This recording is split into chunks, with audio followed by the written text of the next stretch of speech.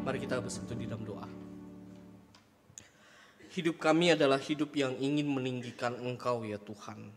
Meninggikan Engkau karena Engkau adalah Allah yang mulia, Allah yang layak untuk kami percayai, kami muliakan dan kami tinggikan ya Tuhan. Maka setiap diri kami yang datang ke tempat ini juga memohon kepadamu saat ini agar Tuhan bekerja di dalam hati kami, berbicara kepada setiap diri kami, Roh Kudus menuntun hati kami, supaya hidup kami diubahkan dan menjadi seperti Engkau ya Tuhan. Kami memohon kiranya Tuhan yang boleh melingkupi tempat ini, sehingga setiap diri kami dapat berkonsentrasi mendengarkan suara Tuhan. Kami pun juga boleh memikirkan dan juga bercermin atas hidup kami dengan kebenaran firman-Mu. Kami menyerahkan ya Tuhan waktu ini ke dalam tangan Tuhan. Demi nama Tuhan Yesus Kristus kami bersama-sama berdoa. Amin. Silakan duduk Bapak Ibu.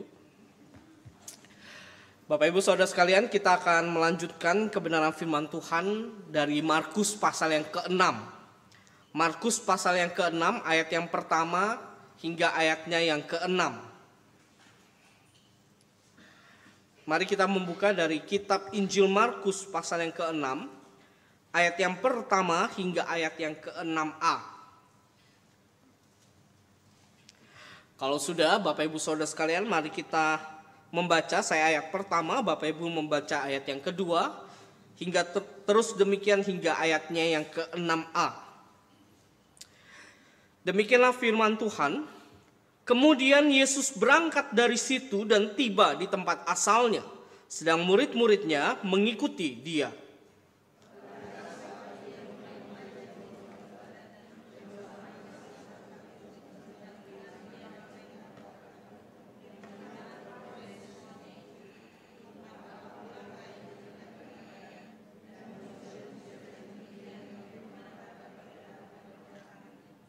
Bukankah ia ini tukang kayu, anak Maria, saudara Yakobus, Yoses, Yudas, dan Simon? Bukankah saudara-saudaranya yang perempuan ada di sini bersama kita? Lalu mereka kecewa dan menolak dia.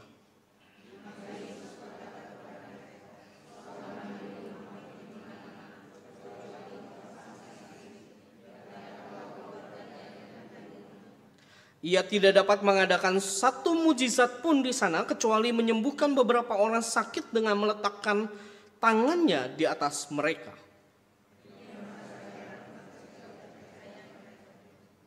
Bapak Ibu Saudara sekalian, beberapa waktu yang lalu kekristenan menghadapi sebuah isu mengenai Kristen progresif.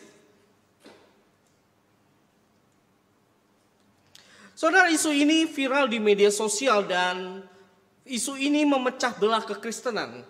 Ada orang-orang tertentu atau orang-orang Kristen yang akhirnya lebih percaya pada Kristen progresif, tetapi ada orang-orang tertentu yang tidak percaya terhadap Kristen progresif.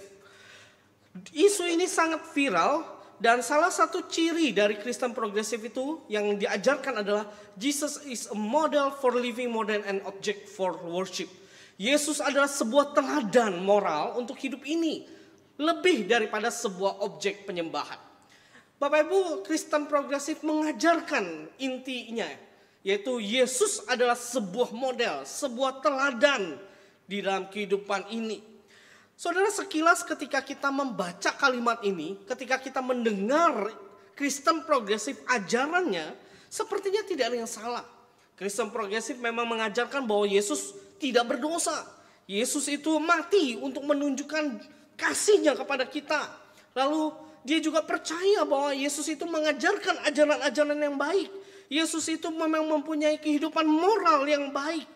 Bapak Ibu Saudara sekalian, Kristen progresif tidak menyangkal akan hal itu. Tetapi Bapak Ibu Saudara sekalian, jika kita bedah lebih dalam terkait dengan Kristen progresif, maka kita menemukan bahwa Kristen progresif adalah sebuah ajaran yang menyatakan bahwa Yesus hanyalah sebuah atau sosok model atau teladan hidup saja. Jadi bagi mereka, bagi ajaran Kristen progresif, Yesus hanyalah teladan hidup saja. Maka itu berarti Bapak Ibu Saudara sekalian, Yesus itu sama dengan guru-guru besar. Sama dengan tokoh-tokoh dunia di dalam dunia ini. Misalkan Yesus itu sama dengan Konfusius. Yesus itu sama dengan Mao Zedong, pendirinya RRC. Orang yang menyatukan RRC. Yesus itu tidak jauh berbeda dengan Aristoteles, Plato, tokoh-tokoh dunia yang dihormati. Saudara, bagi Kristen progresif, Yesus ini adalah teladan hidup tokoh dunia yang layak untuk dihormati, yang layak untuk diikuti. Nah, Bapak Ibu Saudara sekalian, memang Yesus layak dihormati. Yesus tidak berdosa. Yesus memang mati di kayu salib. Tetapi ada satu hal yang perlu kita sadari, bahwa identitas asli Yesus itu bukan sebagai sosok teladan iman atau teladan moral saja. Yesus, identitas aslinya adalah anak Allah. Dan itulah yang diungkapkan oleh kitab Injil Markus di dalam pasal yang pertama, ayat yang pertama. Dia mengatakan bahwa di dalam Injil Markus langsung mengatakan bahwa inilah permulaan Injil itu. Yesus Kristus, anak Allah. Bapak Ibu Saudara sekalian, dia adalah Allah yang menjadi manusia untuk menebus dosa-dosa kita. Dia datang ke dalam dunia ini bukan untuk menjadi orang yang populer. Dia datang ke dalam dunia ini sebagai juru selamat di dalam kehidupan kita. Maka iman Kristen, Bapak Ibu Saudara sekalian, iman Kristen itu meyakini bahwa tidak ada keselamatan di luar Kristus. Hanya Yesus satu-satunya yang dapat menyelamatkan saya dan Bapak Ibu Saudara sekalian. Saudara, inilah yang membedakan antara iman Kristen dengan Kristen progresif. Inilah yang membedakan antara iman kita yang berdasarkan Alkitab dengan kekristenan progresif itu. Permasalahannya, waktu Kristen progresif ini muncul, Bapak Ibu Saudara sekalian, dan itu viral di Indonesia. Permasalahan itu adalah banyak orang Kristen yang goyah. Lalu akhirnya lebih percaya bahwa Yesus ternyata hanyalah teladan hidup saja. Yesus itu bukanlah satu-satunya juru selamat. Saudara, saya jadi berpikir, kenapa banyak orang Kristen yang akhirnya goyah? Mengapa hal itu bisa terjadi? Mengapa banyak orang yang menolak bahwa Yesus bukanlah satu-satunya juru selamat? Saudara, kenapa hal ini terjadi? Nah, Bapak Ibu Saudara sekalian, memikirkan pertanyaan ini dan melihat kepada konteks bacaan kita pada hari ini, kita sesungguhnya menemukan bahwa ternyata orang-orang Nazaret juga mempertanyakan akan hal ini. Mempertanyakan siapa Yesus itu. Siapa Yesus itu yang sesungguhnya. Nah, Bapak Ibu Saudara sekalian, mari kita kembali dalam konteks Alkitab. Saudara, di dalam Markus pasal yang ke-6 dikatakan bahwa Yesus kembali ke tempat asalnya, yaitu sebuah kota Nazaret. Saudara, mungkin sebagian kita belum pernah berkesempatan di Israel, ke Israel sana. Termasuk saya belum pernah, Bapak Ibu ya. Jadi kalau mau pergi ajak-ajak saya ya. Tapi untunglah bahwa kita hidup di dalam dunia yang berkembang sehingga kita juga tahu bahwa kota Nazaret sekarang seperti apa. Nah, inilah gambarnya, Bapak Ibu ya. Nah, ini adalah gambaran kota Nazaret modern saat ini. Tapi Bapak Ibu Saudara sekalian, kota Nazaret di zaman itu tidak serame ini. Tidak sebanyak ini. Bapak Ibu Saudara sekalian, kota Nazaret pada saat kehidupan Yesus ada sebuah kota kecil. Para penafsir setuju bahwa ini adalah kota kecil yang masyarakatnya sedikit.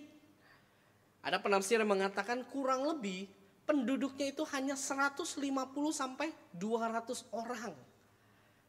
Lebih sedikit dari jemaat GKVTI. Ya. Kalau kita Bapak Ibu Saudara sekalian, jemaat ada 200-an lebih. Kita bisa kenalan satu dengan yang lainnya. Ini lebih sedikit lagi. Kurang lebih sekitar 150 sampai 200. Sebuah kota yang kecil, atau saya bisa katakan ini adalah kampung halaman Yesus yang sangat kecil, yang mana setiap penduduknya pasti mengenal satu dengan yang lainnya.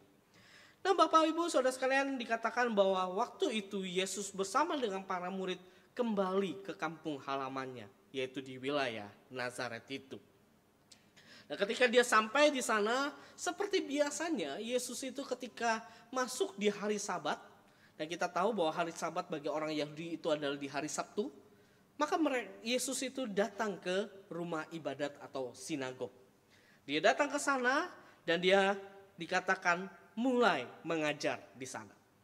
Saudara, di dalam kitab Markus tidak dijelaskan apa isi pengajaran Yesus.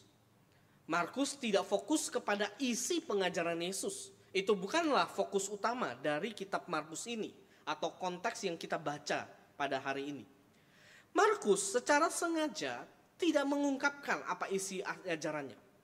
Yang dia fokuskan di dalam tulisan Markus ini sebenarnya lebih ingin pembacanya, yaitu kita ini, ketika membaca Markus 6 ini, lihat respon dari orang-orang yang mendengarkan. Responnya apa? Maka dari itu Bapak Ibu Saudara sekalian, mari kita perhatikan ayat yang kedua. Di sana dikatakan Bapak Ibu Saudara sekalian di ayat yang kedua, pada hari Sabat Yesus mulai mengajar di rumah ibadat dan banyak orang takjub mendengarnya. Takjub mendengarnya. Nah Bapak Ibu Saudara sekalian, di ayat yang kedua ini ada kata takjub. Kata takjub di sini adalah sebuah respon terheran-heran terhadap pengajaran Yesus ini. Nah karena terheran-heran, merasa takjub, merasa kebingungan, keheran-heranan itu, perasaan mereka itu membuat mereka itu mengeluarkan 5 pertanyaan retoris sebenarnya. 5 pertanyaan retoris. 3 pertanyaan pertama itu terkait dengan pribadi atau karya Yesus. Dan nanti kita akan melihat 2 pertanyaan terakhir. Nah, Bapak Ibu Saudara sekalian, saya akan mengajak kita melihat 3 pertanyaan yang pertama dulu. Dan 3 pertanyaan retoris ini yang dikemukakan adalah pertanyaan terkait dengan siapa Yesus itu. Pribadinya itu, karyanya itu, siapa dia itu. Maka kalau kita lihat di dalam ayat yang kedua, pertanyaannya ada 3, yaitu dari mana orang ini memperoleh hal-hal itu.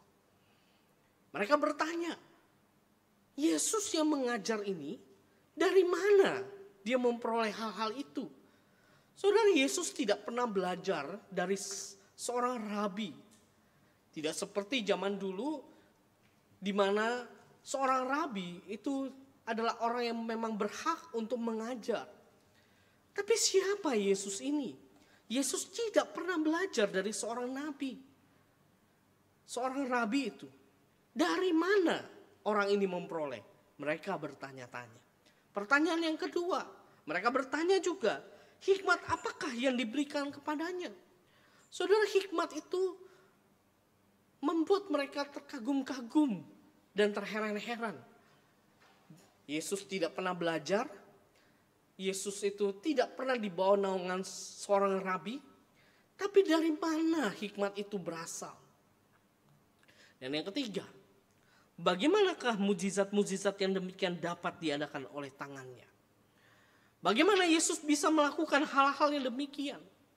Dengan kata lain, Bapak Ibu Saudara sekalian, melalui 3 pertanyaan retoris ini, orang banyak saat itu memang sangat terheran-heran, tetapi mereka tidak tahu apa yang harus mereka lakukan terhadap Yesus ini, dan mereka tidak dapat menjelaskan dari mana sumber otoritas itu, dari mana kedalaman hikmat Tuhan itu, dari mana kuasa-kuasa dari yang Tuhan nyatakan itu atau Yesus lakukan itu. Dengan kata lain, siapa Yesus ini? Siapa Yesus ini? Nah, Bapak Ibu Saudara sekalian, itu adalah konteks orang-orang Nazaret. Orang-orang yang kenal Yesus waktu kecil. Orang-orang yang pernah berinteraksi dengan Yesus waktu masih kecil. Orang-orang yang mengenal keluarga Yesus. Dan mereka mempertanyakan, siapa Yesus ini? Nah, Bapak Ibu Saudara sekalian, sama seperti kebanyakan orang Nazaret pada saat itu, Sesungguhnya di dalam masa kini, orang Kristen masa kini juga mempertanyakan siapa Yesus yang sesungguhnya. Saudara, dalam perjalanan hidup orang Kristen, bisa saja seseorang menghadapi realita-realita kehidupan yang pahit, sehingga ia bertanya-tanya, apakah betul Yesus adalah Allah? Kalau dia Allah, mengapa kehidupan pahit itu terjadi? Kehidupan pahit itu kadang-kadang membuat seseorang bertanya, di mana kuasa Tuhan? Di mana hikmat Tuhan? Di mana dia satu-satunya sumber kehidupan yang bisa dipercaya itu? Saudara, apakah sebenarnya pertanyaan-pertanyaan ini juga pernah muncul dalam hati kita? Pernahkah kita bertanya hal yang sama seperti itu kepada Yesus? Yesus, apakah betul engkau adalah Allah? Apakah betul engkau adalah Allah yang berkuasa itu? Apakah engkau adalah satu-satunya sumber kehidupan yang bisa dipercaya? Saudara, pernahkah kita bertanya itu?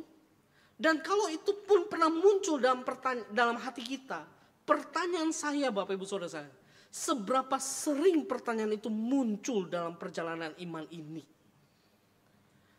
Dan apakah pertanyaan itu masih muncul sampai sekarang?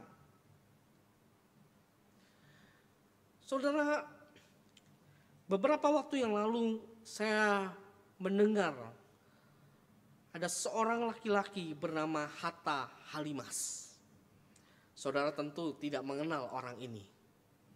Saya pun juga tidak mengenal awalnya. Tetapi puji Tuhan ya, kita hidup di era teknologi maju sehingga kita bisa mengenal orang melalui media online. Maka Hatta Halimas ini, dia adalah seorang pria yang mengalami cacat sejak kecil. Hatta Halimas itu adalah ini Bapak Ibu. Mungkin bagi Bapak Ibu yang sering bermain media sosial pernah melihat dia menyampaikan kebenaran firman Tuhan. Mungkin bagi Bapak Ibu yang sering menonton channel YouTube Solusi pernah melihat orang ini. Tapi saya tidak mengajak Bapak Ibu saat ini membuka YouTube ya. Tolong tidak membuka YouTube ya. Karena bukan itu fokusnya. Bapak Ibu Saudara sekalian, Hatta Halimas ini dia mengalami cacat waktu kecil ya. Dan dia tidak seperti kebanyakan orang yang normal. Dia mengalami gangguan dalam fisiknya dan dia bertanya-tanya tentang siapa Yesus. Dia bukan dari keluarga Kristen Bapak Ibu Saudara sekalian. Hatta Halimas ini bukan dari keluarga Kristen.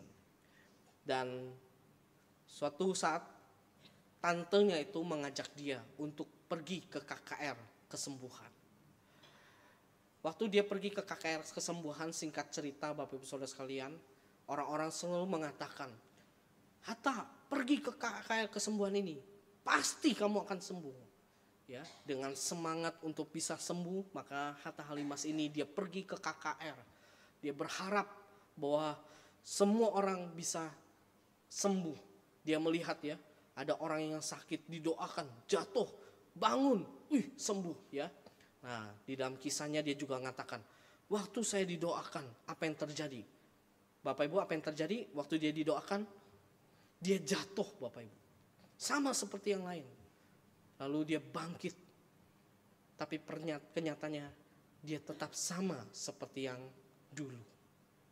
Tidak sama dengan orang-orang yang lain. Ketika didoakan sembuh. Tetapi dia walaupun udah jatuh, sama seperti yang lain. Dia bangkit. Dia sama. Dia tetap cacat. Bapak Ibu, waktu dia tetap cacat, orang menuduh dia. Wah, kamu kurang iman, kamu tidak percaya, kamu betul-betul adalah orang Kristen yang tidak tahu tentang Yesus. Wah, Bapak Ibu Saudara sekalian, dia terus-menerus mendapatkan hal itu. Dan sebagai orang yang bukan Kristen, Hatta Halimas itu dia katakan ya, saya pun juga mengalami yang namanya kecewa. Kecewa dengan Tuhan. Ya. Tapi Bapak Ibu Saudara sekalian, yang menariknya dia katakan begini. Ya, waktu dia kecewa pada Tuhan ya, waktu dia kok merasa pergi ke KKR kesembuhan satu, kayak kesembuhan ini, kesembuhan di tempat ini, kok nggak sembuh-sembuh gitu ya. Dan orang terus menuduhnya. Dia merasa kecewa pada Tuhan. Lalu suatu saat dia akhirnya membuka Alkitab. Dia bolak-balikan Alkitab. Lalu ketemulah satu ayat firman Tuhan. Dia katakan begini, saya membaca dalam 2 Korintus 12 ayat yang ke-9. Saudara, 2 Korintus ayat yang ke-12 ayat yang ke-9 itu berkata seperti ini. Cukuplah anugerahku bagimu, sebab justru dalam kelemahanlah kuasaku menjadi sempurna. Saudara, waktu dia baca ayat firman Tuhan ini, dia menangis kepada Tuhan. Dia sungguh-sungguh akhirnya menyadari bahwa di dalam kelemahannya Yesus bisa memakai hidupnya. Saudara, saat itulah dia sadar bahwa selama ini dia datang ke KKR kesembuhan bukan mencari Yesus. Yang dia cari adalah kesembuhan. Dia bertobat pada saat itu. Dia sadar bahwa Yesus adalah Allah yang sesungguhnya. Dan dia mampu untuk memakai Hatta Halimas untuk pekerjaan-pekerjaan Tuhan. Itulah yang dialami oleh Hatta Halimas. Dia akhirnya mengenal siapa Yesus yang sesungguhnya. Allah yang sanggup memakai orang yang lemah, orang yang berdosa untuk pekerjaan Allah yang mulia. Bapak Ibu Saudara sekalian, sama seperti saudara Hatta Halimas ini. Ia dapat mengetahui siapa Yesus sesungguhnya melalui apa? Melalui firman Tuhan. Maka Bapak Ibu Saudara sekalian, kita pun hanya dapat mengenal Yesus yang sesungguhnya melalui apa? Firman Tuhan ini. Ketika kita terus bertanya siapa Yesus itu? Lalu kita membiarkan pertanyaan itu terbuka Bapak Ibu Saudara sekalian. Kita membiarkan pertanyaan itu terus menerus ada di dalam benak kita. Tanpa kita mencari ke dalam firman Tuhan. Maka Bapak Ibu Saudara sekalian, apa yang terjadi? Kita bisa menjadi orang yang ragu. Kita bisa menjadi orang yang lemah. Bahkan kebanyakan orang akhirnya memilih untuk menolak Yesus sebagai satu-satunya juru selamat. Bapak Ibu Saudara sekalian, kalau kita mau tahu siapa Yesus itu, balik kepada firman Tuhan ini. Kembali kepada firman Tuhan ini. Sama seperti Hatta Halimas, dia kembali menemukan siapa Yesus melalui firman Tuhan. Saudara, tetapi itu tidak dilakukan oleh orang-orang Nazaret pada saat itu. Bagi orang-orang Nazaret, Bapak Ibu Saudara sekalian, setelah mereka mempertanyakan 3 pertanyaan retoris tentang siapa Yesus, mereka tidak mencari tahu siapa Yesus berdasarkan firman Tuhan. Mereka mencari tahu siapa Yesus berdasarkan mata fisik mereka. Mereka mempertanyakan asal-usul Yesus itu. Maka 2 pertanyaan terakhir bisa kita lihat di dalam ayat yang ketiga. Mereka bertanya seperti ini. Bukankah ia ini tukang kayu, anak Maria? Lagi-lagi fisik mereka, mata fisik mereka lah yang menjadi jawaban ya atas pertanyaan mereka. Mereka bertanya siapa Yesus ini? Bukankah Yesus itu adalah tukang kayu? Soalnya di dalam konteks pada saat itu, para penafsir setuju bahwa kota Nazaret atau wilayah Nazaret itu memang banyak tukang kayu. Karena tidak jauh dari kota Nazaret atau wilayah Nazaret itu ada sebuah kota yang sedang dibangun. Dan kota yang dibangun ini memang membutuhkan para pekerja kayu. Maka tidak dipungkiri bahwa ternyata keluarga Yesus dan banyakkan orang-orang Nazaret itu kemungkinan memang adalah orang-orang yang bekerja sebagai tukang kayu. Dan permasalahannya ketika orang-orang mengatakan bahwa Yesus ini adalah tukang kayu, kita perlu memahami dalam konteks mereka, bukan dalam konteks kita. Dalam konteks mereka, Bapak Ibu Saudara sekalian, tukang kayu itu sama seperti pekerja buruh. Itu berarti Bapak Ibu Saudara sekalian, orang-orang pada saat itu sedang melihat Yesus itu setara dengan orang-orang biasa. Orang-orang yang lemah, orang-orang yang seharusnya yang berada di dalam level rendah. Mereka bertanya itu, bukankah ia ini adalah tukang kayu? Nah Bapak Ibu Saudara sekalian, menariknya tukang kayu itu di dalam bahasa aslinya itu pun juga bisa disebut sebagai tukang batu atau tukang bangunan. Maka salah satu gambarannya seperti ini Bapak Ibu Saudara sekalian. Inilah gambaran kurang lebih para pekerja pada zaman dulu. Tukang kayu itu juga adalah tukang batu, tukang bangunan. Yang memang bekerja sebagai buruh pada zaman itu. Bagi orang-orang non-Yahudi, ini ada pekerjaan yang rendah sebenarnya. Nah Bapak Ibu Saudara sekalian, di dalam pekerjaan yang sangat rendah itu, orang-orang pada saat itu bukan hanya melabelkan Yesus adalah orang buruh.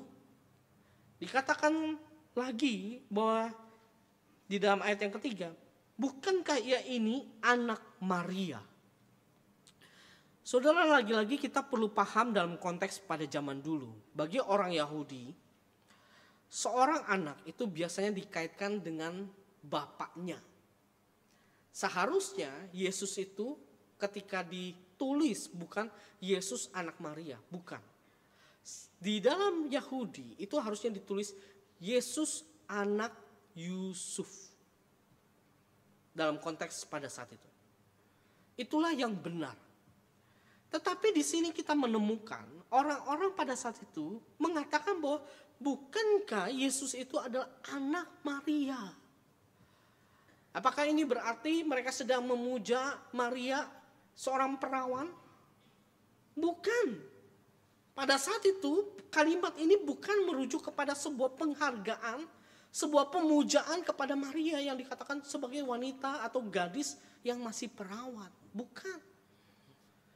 Tetapi orang-orang pada saat itu ketika mengatakan bahwa Yesus ini adalah anak Maria, kemungkinan besar itu sedang memberikan label penghinaan kepada Yesus.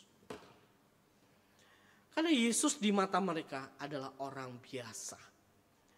Orang yang rendah. Orang yang sama seperti pekerja-pekerja buruh itu. Nah Bapak Ibu Saudara sekalian, karena Yesus dianggap sebagai pekerja sama seperti yang lain Bapak Ibu Saudara sekalian. Tidak heran di dalam kalimat selanjutnya, di dalam ayat yang ketiga, apa respon mereka? Mereka dikatakan mereka kecewa dan menolak dia. Saudara, di dalam bahasa aslinya dikatakan skandalizame.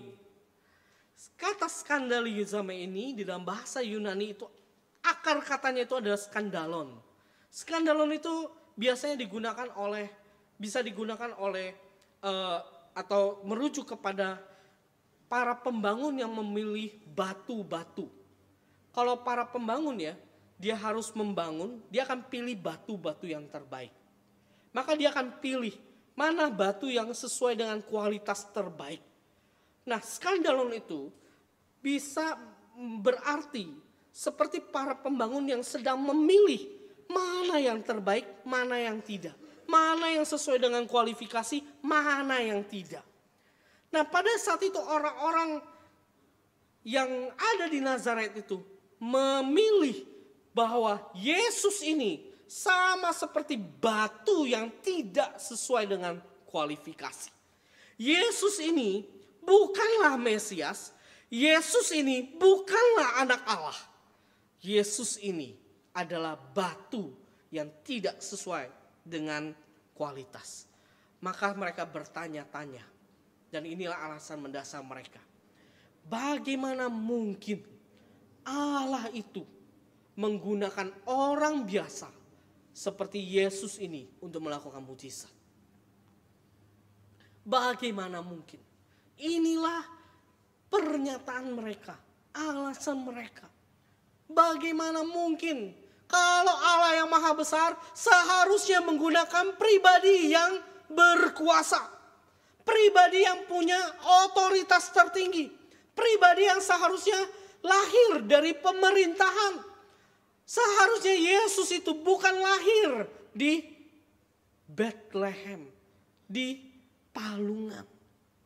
Bagi mereka seharusnya Allah itu ketika melakukan mukjizat-mukjizat melalui pribadi Mesias, seharusnya dari keluarga yang terpandang. Saudara, bagaimana mungkin Allah menggunakan orang biasa? untuk melakukan mujizat? Itulah pertanyaan mereka.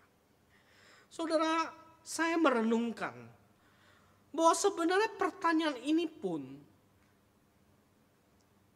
ternyata terus-menerus muncul sampai masa kini. Di dalam dunia kita masa kini, Bapak Ibu Saudara sekalian, masih banyak orang atau dunia ini bertanya-tanya, bagaimana mungkin Allah dapat menyelamatkan manusia melalui Yesus yang terlihat seperti orang biasa itu. Banyak di dalam dunia ini yang bertanya-tanya, bagaimana mungkin manusia yang berdosa bisa ditebus oleh Yesus yang terlihat seperti orang biasa itu. Dunia kita terus bertanya-tanya seperti ini. Dan tidak jarang orang-orang Kristen, meskipun dia sudah dibaptis, bisa saja di dalam perjalanannya dia bertanya, betulkah Yesus orang biasa itu adalah Allah? Saudara, dunia kita bertanya siapa Yesus itu. Yesus memang adalah seorang yang berhikmat. Manusia pun juga bisa berhikmat. Yesus itu adalah orang yang melakukan kebaikan. Dunia ini memperlihatkan bahwa banyak orang yang bisa melakukan kebaikan. Yesus itu juga sering menunjukkan kasihnya kepada orang-orang miskin. Dunia ini juga mengajarkan bahwa dunia kita juga dipenuhi dengan orang-orang yang bisa mengasihi orang miskin. Yesus itu bisa bertindak adil. Dan di dalam dunia kita juga memperlihatkan bahwa banyak orang-orang yang bisa bertindak adil. Tetapi Bapak Ibu Saudara sekalian, dunia lupa bahwa ada satu hal yang hanya bisa dilakukan oleh Yesus dan tidak bisa dilakukan oleh orang lain. Yaitu apa?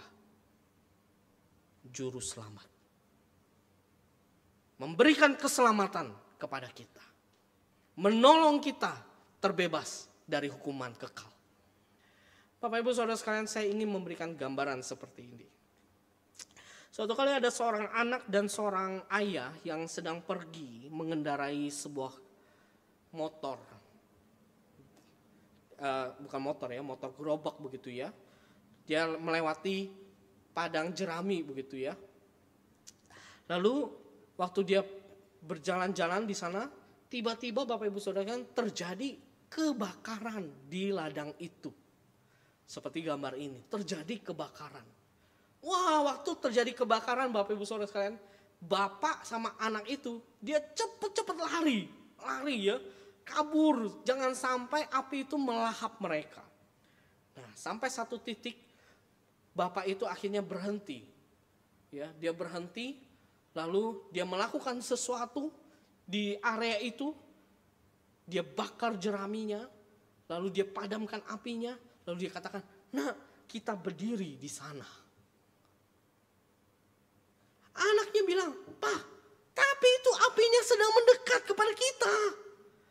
Tapi bapaknya mengatakan, "Nak, berdiri di sini." Berdiri di mana? Di tempat di mana bapaknya pernah membakar jerami dan dipadamkan apinya. Jadi seperti ini nih, ya. Berada di sini. Dia bilang, "Di sini nih." Tapi api itu terus mendekat.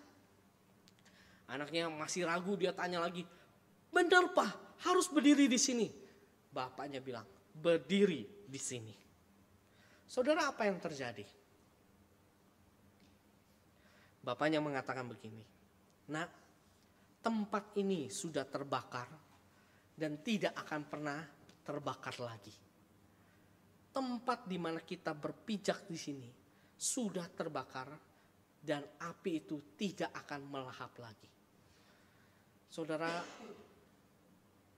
wilayah yang terbakar itu seperti hati kita yang sudah dimasuki oleh Yesus Kristus.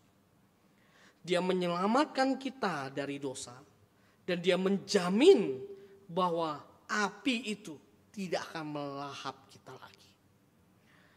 Dosa-dosa itu, hukuman kekal itu tidak akan pernah membakar kita lagi.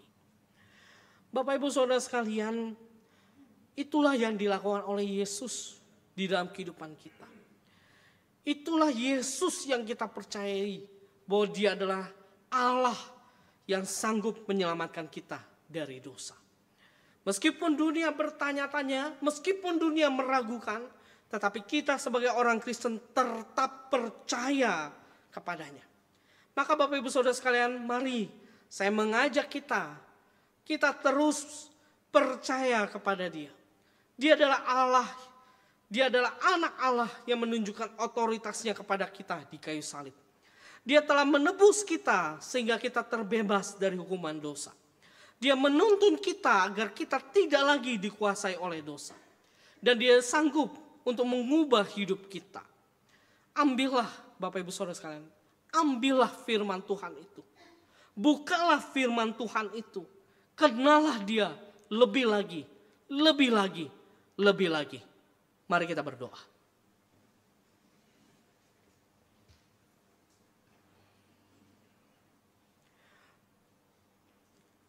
Bapa di dalam kerajaan surga, kami sungguh bersyukur kepadamu untuk kebenaran firman Tuhan yang boleh kami dengar bersama-sama. Kami menyadari ya Tuhan, di dalam dunia ini masih banyak orang yang tidak percaya kepada Engkau. Bahkan kalau kami harus jujur di dalam perjalanan hidup kami, ada saat-saat tertentu di mana kami meragukan Engkau. Ada saat-saat tertentu di mana kami mempertanyakan siapa Yesus itu. Dan ada saat-saat tertentu di mana kami juga bertanya-tanya apakah Engkau satu-satunya sumber kehidupan di dalam hidup ini. Tetapi kami bersyukur ya Tuhan bahwa kebenaran firman Tuhan pada pagi hari ini kembali mengingatkan kami bahwa memang betul Engkau adalah Allah yang menjadi manusia untuk menyelamatkan setiap diri kami. Kami sangat bersyukur ya Tuhan karena kami bisa melihat kebenaran firman Tuhan ini. Maka dari itu ya Tuhan, kami memohon kepadamu, kiranya hati kami yang telah melihat kebenaran firman Tuhan ini, kami ingin agar hati kami terus-menerus mengenalmu lebih lagi, lebih lagi, lebih lagi ya Tuhan. Jangan biarkan ya Tuhan hati kami menjadi hati yang lemah. Hati kami menjadi hati yang mengabaikan Engkau ya Tuhan. Tapi kami merindukan ya Tuhan, mulai saat ini kami betul-betul merindukan mengenal Engkau lebih dalam lagi melalui kebenaran firman-Mu. Tuhan tolong jagalah hati kami ini, supaya kami terus-menerus boleh mengenal Engkau dan mempercayakan hidup kami kepada Engkau saja. Dan bahkan ya Tuhan, kami rindu ketika kami sudah mengenal Engkau, maka kami dipakai oleh Engkau untuk boleh menyatakan siapa Yesus di tengah-tengah keluarga kami yang mungkin masih belum percaya. Tuhan tolong setiap diri kami, kuatkan, teguhkanlah hati kami ini. Kami sangat bersyukur untuk kebenaran firman-Mu. Demi nama Tuhan Yesus Kristus kami bersama-sama berdoa. Amin.